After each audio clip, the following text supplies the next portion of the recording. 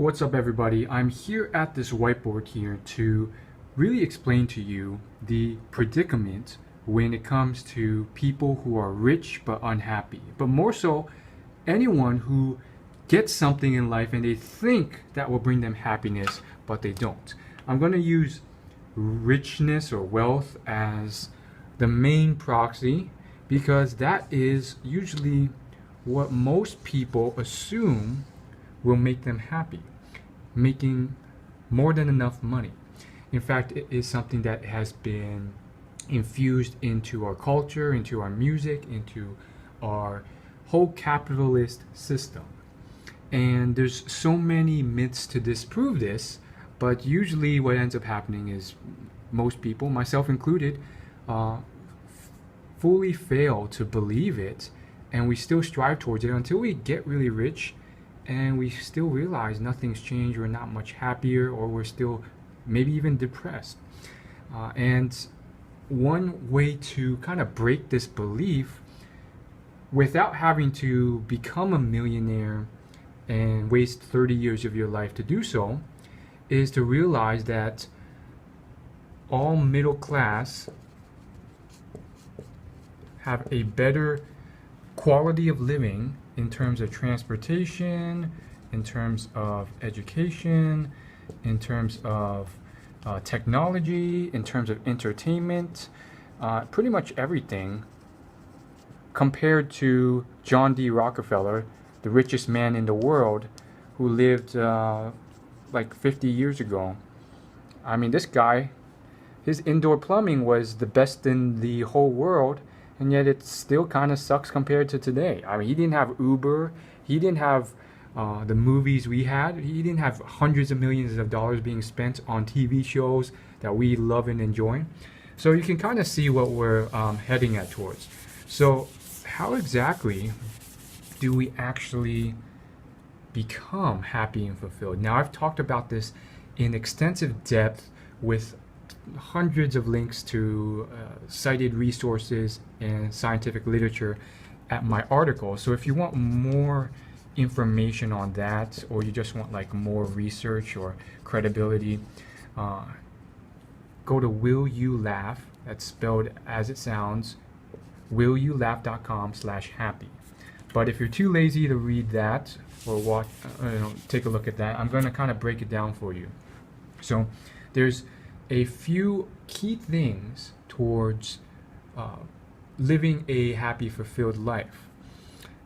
There's a skeleton set of things that I've come across through my extensive studies of science of happiness as just an average guy who suffered with happiness, as well as me studying thousands upon thousands of happy people, as well as thousands upon thousands of millionaires and wealthy people who still kind of fail with their happiness, and comparing them with those who succeed with their happiness.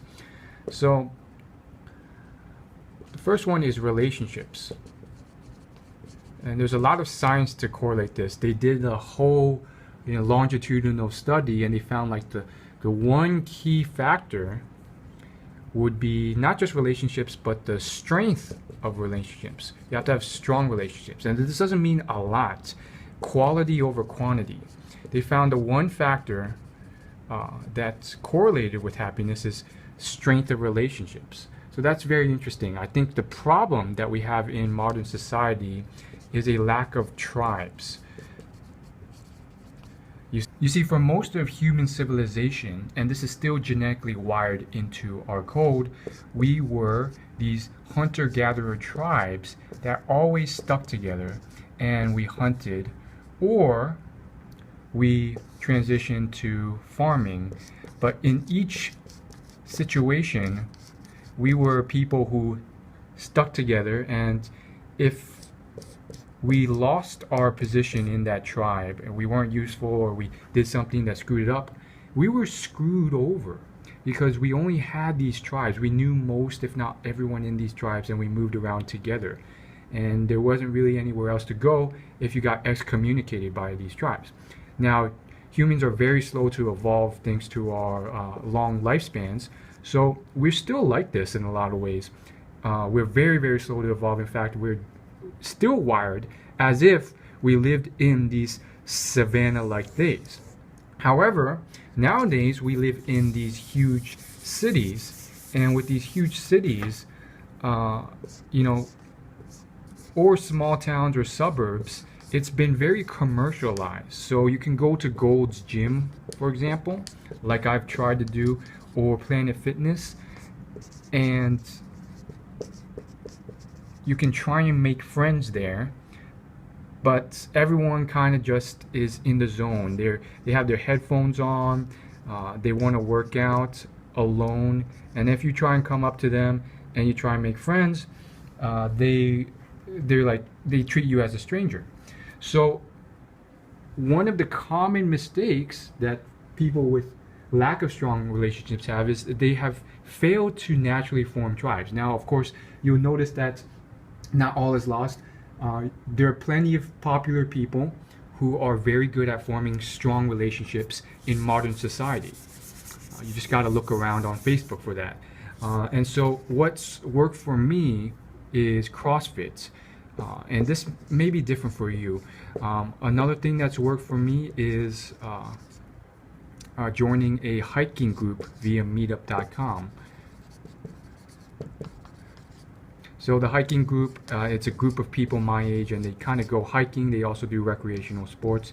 I'm still not like really good at making strong relationships, but what has happened with these groups is that it's easier for someone who's shy like me, and they don't treat me as strangers, and they will actually sometimes come up to me and help me out or initiate first in conversations, and they're more than willing to make friends. So not all is lost. Don't give up hope there.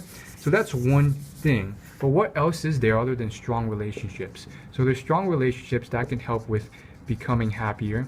Another is, in fact, once a week, make sure you are grateful. So gratitude is a huge one. Studies have shown that more than once a week doesn't actually help that much. Scientists assume this is, they hypothesize this because then it becomes a chore if you try and do a gratitude journal more than once per week. So just do it once per week. Try and really list out everything you're grateful for. Another huge thing, and this is one that gets, it's something that's talked about a lot. Purpose and meaning. And this is something that I think people get too wishy-washy about. They get too abstract about. By definition, your purpose and meaning is whatever you want it to be. And instead of like defining it themselves, they make the mistake of just sitting there and waiting for, you know, the world or someone to like tell you what it is. So, you know, they end up retiring, they're still young, they have a lot of money, and they don't know what the heck they're doing. They're just like, I don't have a purpose, I don't have a meaning, and then they get bored of playing golf all day, and they feel depressed.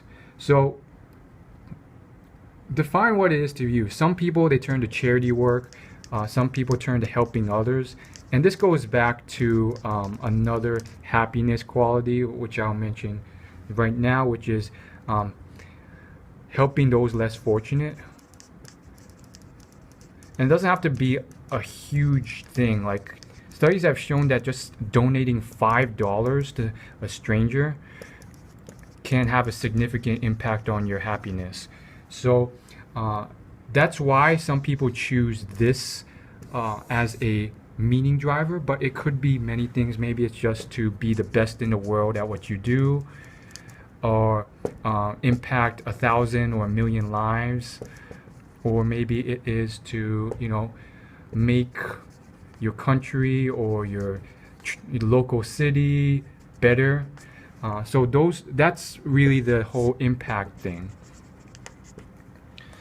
So working on these, strength of relationships, gratitude, purpose, meaning, and helping those less fortunate can help, but that is just a number of strong factors that contribute.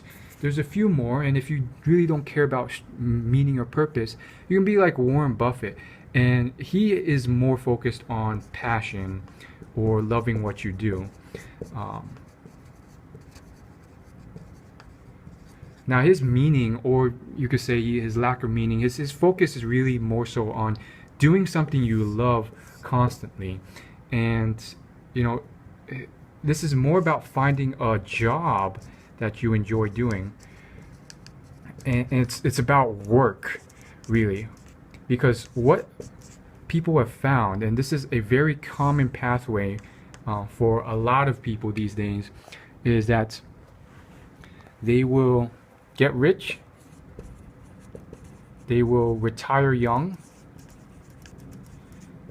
and then they'll be depressed because they are bored to death. Now, why does that happen? Well, it's because they forgot to realize that with work, humans are actually genetically wired over, thousands of years of natural selection to have some level of enjoyment of the work they do. Now, obviously, there's jobs and cubicle work that you hate, which is why this is important. But what these people, these rich, depressed people, forget to realize is that you have to put in some work, or you're going to just not get that enjoyment or satisfaction. They cut out work completely from their lives because they think they have this extremist view that all work is bad and you'll be the most happy when you don't have to work at all, which is not true. The reason why humans have been, a lot of humans will enjoy working, cleaning, cooking, all sorts of different stuff, because those who enjoyed it more did it more and were more successful at it and survived and reproduced and passed on those traits. So there is a certain element of work that you enjoy. And this new millennial movement is really towards this new generation understanding this even further and doubling down on it based off seeing successful billionaires and other people and millionaires and billionaires and all these people really succeeding because they love what they do, so they do it more in their free time, which makes them more money and makes them more happy. So really, you probably already know this. Find work you love. Keep iterating and find things that you hate and don't like and like about it, and then keep iterating, find better jobs that satisfy this. You already know this. This has been beaten to death. But the big thing here is just realizing the importance of work. And there's plenty of new entrepreneurs who are millionaires, who are very young, who have learned this the hard way. One that you can look up on YouTube is Alex Icon. He did a number of videos around the 4-hour work week, which is a decent book. It's very popular, but it kind of maybe unintentionally paints this impression that work in and of itself is bad. And so Alex Icon, who's like a millionaire now, a very young guy in his mid-20s, maybe early 30s, this guy, he made a lot of money, then he retired and got super bored and depressed just sitting on the beach every day. And this is a very, very common thing that you'll see.